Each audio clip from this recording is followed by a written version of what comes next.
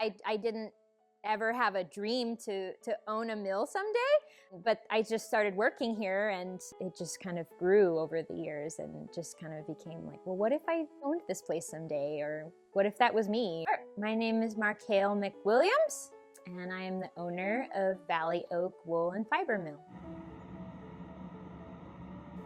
For me, this place kind of fulfills that ag side that I didn't get to really explore when I was younger.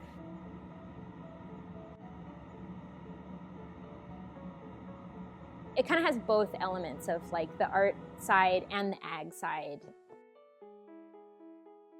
I like the dialogue of like, where do our clothes come from? I like the dialogue of something that's truly local. Like, this sheep was raised here. This is like 1 year's growth off of that animal. And it's like, what breed is this? I think this breed is called Gotland, which is, it's more like locks of fiber, and it's got that nice shine. A garment could be made from, we know the animal, we know the grower, we know the mill, and we know the person that made that clothing. I think that's definitely lost now in our culture, and definitely in our relationship to clothing. I mean, our skin is our largest organ, and what are we clothing it 24/7? Something we don't know anything about this material, where it was grown, where it came from, what kind of dyes are used on it. You know, like it really ties into our health and just kind of local economies and all kinds of things like that. I think it's pretty cool. So the previous machine turned the wool into a single strand here. And most of my customers want this as a 2-ply, which is just 2 single strands twisted together. So I'll hang them all up here. When I have a full run, I'll just, you know, pull 2 strands, hang them up over, and it'd be nice to show you actually. This is just 2 individual strands that were from those bobbins. I just put them like this. And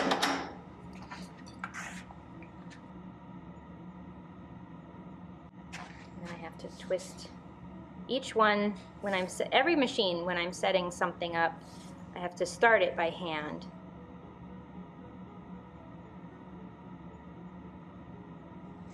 So I'm just putting the right amount of twist in there. So that's already looking like the yarn it's going to be. So then well, in this case, I'm just gonna find the end and tie a little knot. And this was actually operating really well.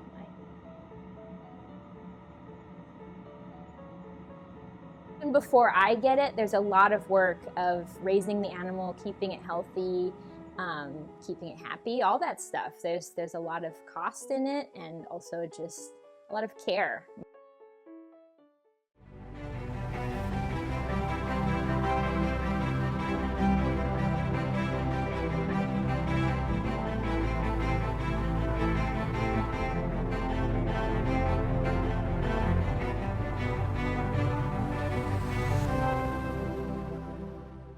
My name is Jeff Boone. I'm I guess the oldest of the family, the father and the primary owners here at Patio 29 Spirits Company. I'm Adam Boone, and I'm the production manager and head distiller.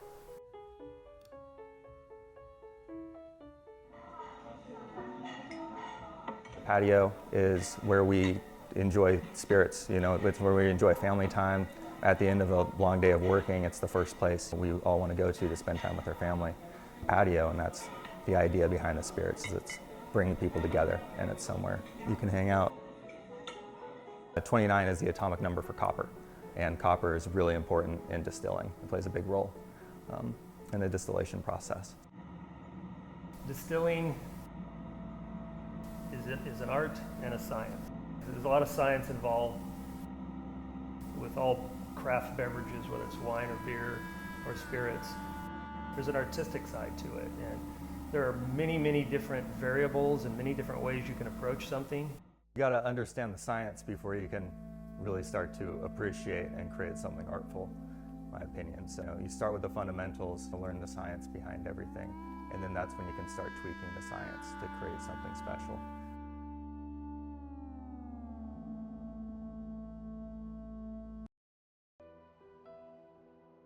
You want to get the fundamentals down so you know we made something and it was great. Well, we want to do that the second time and the third time and the fourth time, and we want to continue to make it better. But you really have to understand when you have a problem, something didn't quite come out the way you thought it would. You have to understand the science to solve those problems.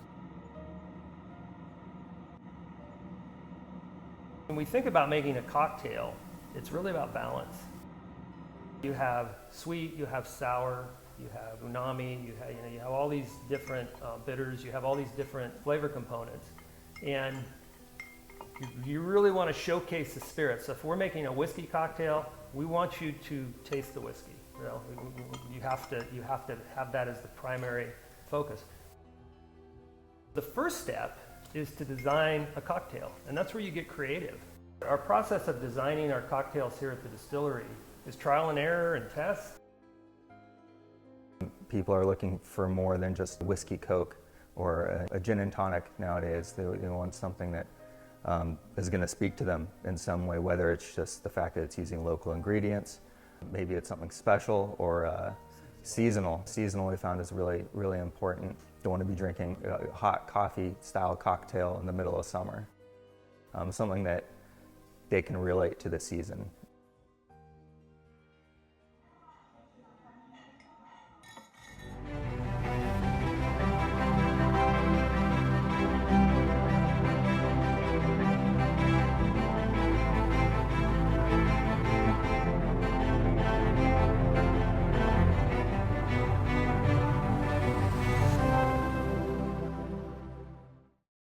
My name is Wes Horn.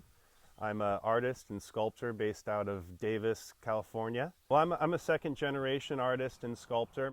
My mother, Donna Billick, well-known public artist and art educator. Certainly just the blessing of having established professional studio available to you is something that not all artists have, and I feel really lucky to have even had that opportunity. Building public art is a big facet of what we try to engage, and I love the physicality and the scale that demands. Having a functional aspect, I also really find appealing. You know, it breaks down the walls. Like, you're not usually supposed to touch art per se, but when you go in a public realm, there's really no possibility for white ropes. So you try to use that to your advantage and have people interact with, sit on something. This is a functional bench that is kind of representative of some of the methods and materials that we use here in the studio pretty often. We use a hybrid kind of combination of handmade ceramic tile here in the studio, and also, in this case, a lot of manufactured tile that we've collected. Just a durable standalone thing that just from the ground up won't blow over in a breeze, can hold the weight of a person, and just has endless possibilities as far as what direction to go with it. Yeah. Clay is definitely the mother medium here for us. That memory of it when it's kind of in its soft elemental form, that you can touch it and it will react perfectly, and then kind of juxtapose that with its permanence later. It also appeals to us, I think, in that it can be a folk art medium, in that it is elemental. To access it is easy. It can be someone from any background or age group is able to manipulate some clay in one way or another. So that's another aspect of what we do, is bringing in what we call a community build format, where we're able to take ceramic out into a community or bring people here into the workshop and have them build a handmade tile on their own, go back, fire those, and then kind of work those into a larger piece that might go on site in a school, in a transit area, but kind of bring in the people that are going to be interacting with it in the public space at the fabrication end, even at the design end and the concept end. So that's the big part of the community build model, and why clay fits so well into that is because it is a folk medium and something that people can access and use without any really prior experience.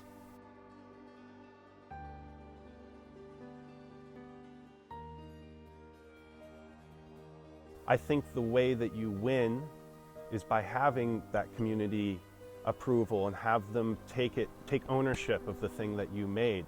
And I think the best way to do that often is to include them at all steps.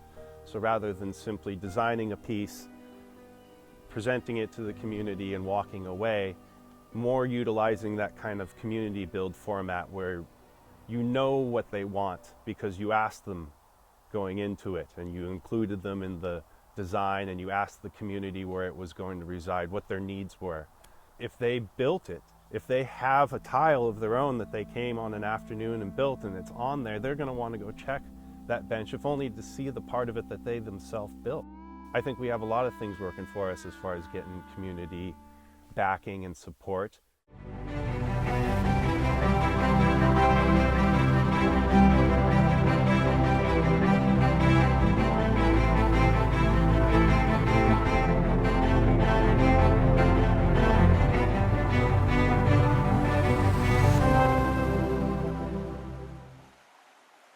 My name is Phil Gross. I'm a landscape painter. I worked for a mining company as a exploration geologist looking for gold, silver, lead, zinc. Meanwhile, I started a dance company and directed and choreographed dance called Fly By Night. And I did that when I was laid off in the winter times from my exploration work. And I did ceramics. And I was getting pulled in two different directions. Am I a scientist? Am I an artist? There's no money in art. I'm making good money in science, and I really love geology, but it's really lonely out in the field, climbing up the mountains. I miss the community down here. And I fortunately, in an odd way, got accused of a crime I did not commit. It took a year to clear my name. In that period of time, I let myself be an artist completely. And when my name got cleared, I said, you know, I'm not a criminal. I didn't do this. And I realized I don't want to do geology. I'm not a scientist. At heart, I had more of a passion toward the arts. It was a long time before I became a painter, which I am now. Dance fades with age. Ceramics got too dusty. There is beautiful art in science. There's beautiful artistic, abstract things that, if you look at a microscope, if you take a thin section of a piece of granite, it's stunning. I don't have a deep understanding of art history, although I picked it up along the way. I don't have a deep understanding of color theory and composition, though I've picked it up and I have my own intuitive sense. And I just let my passion drive me. We're looking at a painting right now that I'm in the middle stage, early middle, I'll call it. I started off with a white canvas, and then I painted it red. I like the way the colors, when painted on top of red, interplay. Not all the colors are opaque. Many of them are semi-transparent or completely untransparent. So the red hue affects those colors. The Dutch masters used to set their canvases of dark chocolate, maybe 88% chocolate, and those really rich still lifes with a duck and a knife and the cheese and very moody. Cézanne used to do it in the color of butternut, which was butternut squash, sort of his color, because southern France, he said, if you squint your eyes, it's the color of the fields. And it could be intimidating to not have a formal education in art. Your passion take you where you're going, and don't worry about it. And you'll pick it up as you go and find your way. That's the best thing I've done. It's like, okay, there's money. I'm going to do something because it's going to make me money, or I'm going to do something because I have a passion for it. Most artists I know have multiple things going. Most painters I know, they might be teaching. Some of the very best painters whose works are selling for incredible amounts of money, decided long ago, I can't feed a family on this income. I have better get a steady income and I'll be a teacher. So there's a balancing act. It's tough to make a living that's consistent in the arts, and a lot of artists are not drawn to it for the business aspect, and it's hard to accept that you have to be a business person.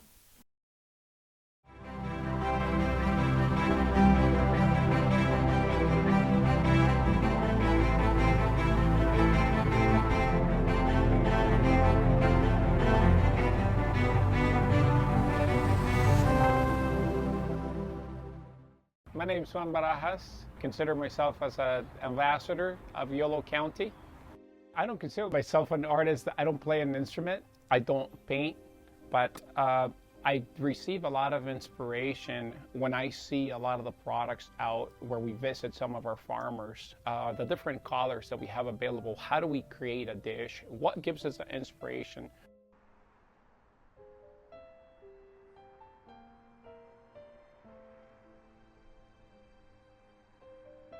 We have a nice nasturtium plant in here. So right here, I mean, if you're talking about art, look at the different colors that we have available. So our whole goal is just to be able to create and utilize everything that we have around us. We eat with our eyes. So when we do that, we look at the art form and the flowers and everything like this is so beautiful. It's also healthy and it's also tasty. So that's how we express ourselves when it comes down to food. So the way that you decorate, the way that you want it to be presented to your guests.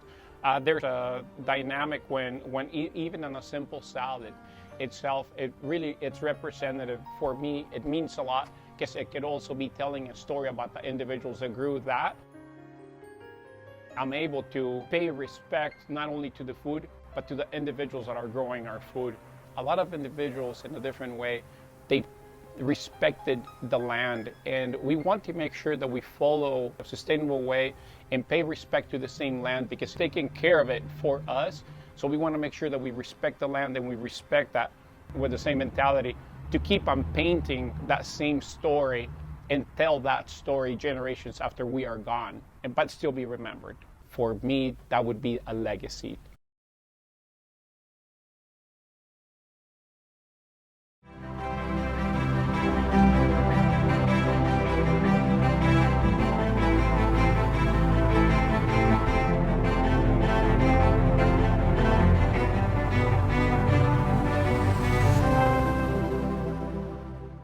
My name is Malakias Monontto.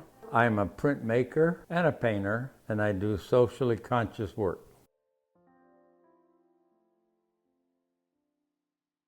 When I got to Berkeley, it was the height of a lot of turmoil. Students were demonstrating for a better education. Students were demonstrating against the war in Vietnam. Farm worker struggle was just beginning, and demonstrations against the selling of grapes on campus in the cafeterias. I found out that it was very important that I could use my skills to support those struggles by doing posters for students. My parents were farm workers, and I had worked in the fields for many years. And I remember thinking that, my mom and dad weren't just poor farm workers, they actually contributed to the wealth of this country. You get full of pride and you feel good. Say, I want to do this, I want to expose this. I want to tell the world that farm workers are valuable. And I want to tell them that the war in Vietnam is wrong and that we're sending young men to die unnecessarily. It was a great feeling to be able to get up every morning and say, I have something to do.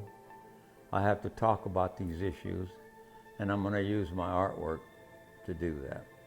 That was, to me, something that a weight off my shoulders, that I could do something important.